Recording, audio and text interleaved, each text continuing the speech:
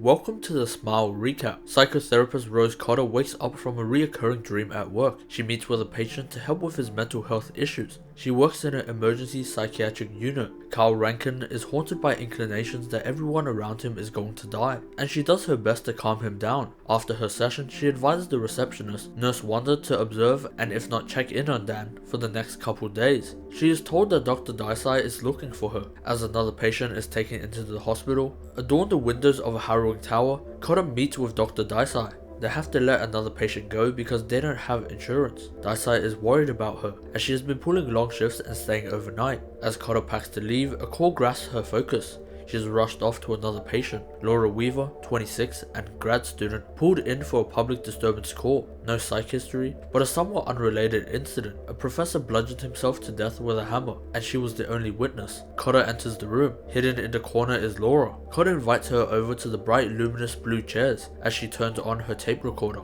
Finding solace in Cotter, Laura finally joins the chair opposite her as a PhD candidate, explaining her situation. She constantly sees people, sometimes strangers or relatives, doing ungodly things to themselves. They are always smiling, telling her that today is the day that she is going to die. Hearing this narrative before with Rankin, Rose tries to reconfirm the notion that she is safe, and all the things that she is seeing is just hallucinations. Losing her trust, Laura realizes she is going to die. Screaming as she falls out of the chair, Laura begins to suffocate and pass. Rose quickly rushes over to the emergency phone, where she calls in the emergency. She turns to find the hallucination of Laura smiling as she cuts into her neck with a chipped piece of the vase. The EMS rush in to find the corpse bloody and smiling. Now in the corner, Cotter cries, fixating on the lifeless corpse. In the interrogation room, Detectives Buckley and Joel interview her. They discover that Miss Weaver was suffering from acute post-trauma psychosis and had delusions. Driving home, Cotter is greeted by her adorable cat. Changing, she drowns her sorrows of work in alcohol.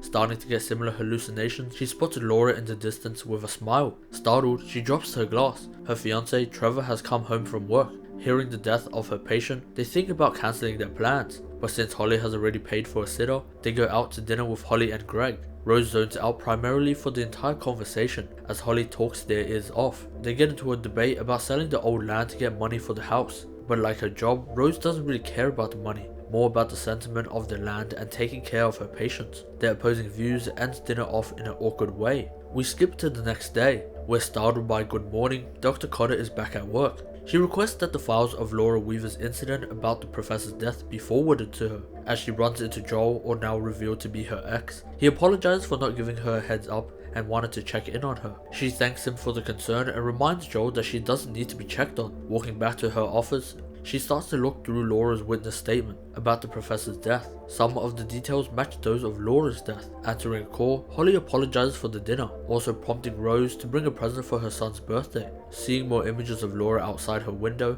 Dr. Cotter regains focus and passes through the rooms to the next patient. Checking in on Rankin, a smiling one, he begins to scream that Cotter is going to die. She calls it in a 5150, or to restrain Rankin.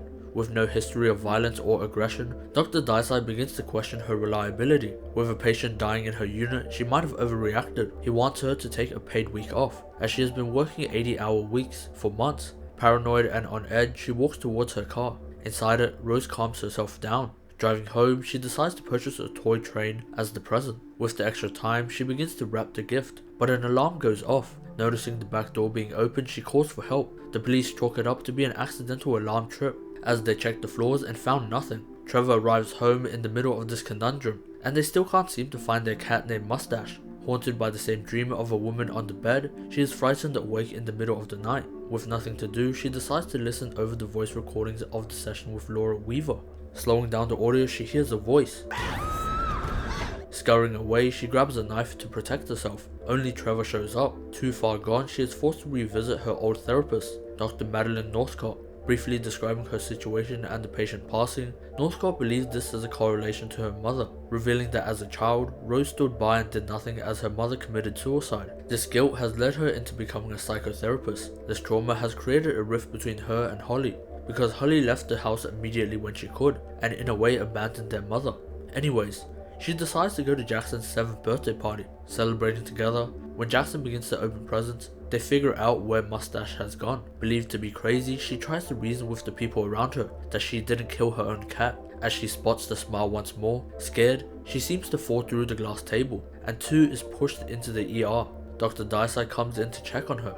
Outside the room, Trevor and Holly complain about Rose's situation. Forced to take Rose home, they are now distant. She tries to explain her situation to Trevor. Irritated by her erratic behavior, he doesn't want to hear any of it. Trevor starts to believe that she is crazy. It could have been genetic, and he decides to sleep alone. Searching up the professor that died, she visits Victoria Muniz, the wife of the deceased professor. Inquiring into his conditions prior to his death, it is oddly similar to herself. He started drawing images of the delusions he was seeing. All of them were smiling. Confirming that her husband was right about the ramblings, this opens up old wounds, and she is kicked out of the house. With Trevor trying to constantly force Northcote on her, they break up. Cotter visits Joel, agreeing to help her. He sifts through Laura's case file to the professor. Strangely, that someone committed suicide in front of him, and they have CCTV footage of a different man committing suicide in front of that person. With all this evidence, Cotter believes that the people in her life will finally believe that she isn't crazy, rushing to Holly's house to apologize and prove that she isn't.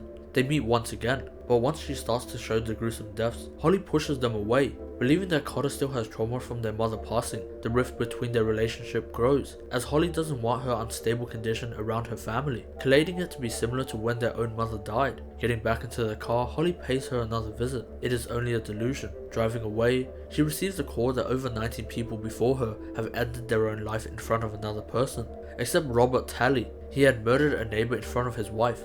Later, the wife committed suicide. They decide to meet with Robert, who is currently serving his sentence in prison. With a short time to speak, and disguising herself as a doctor trying to get advice for a student with this curse, Tally advises the student to murder a person with a gruesome death, and ensure that someone else is watching. Upon noticing that Cotter has the curse, he screams, and they are rushed out. Without telling Joel any information, she rushes back to the hospital. Knife in hand, she thinks of a way to commit murder. She comes back to and knows that she willingly can't do it, driving off as she is haunted with another image.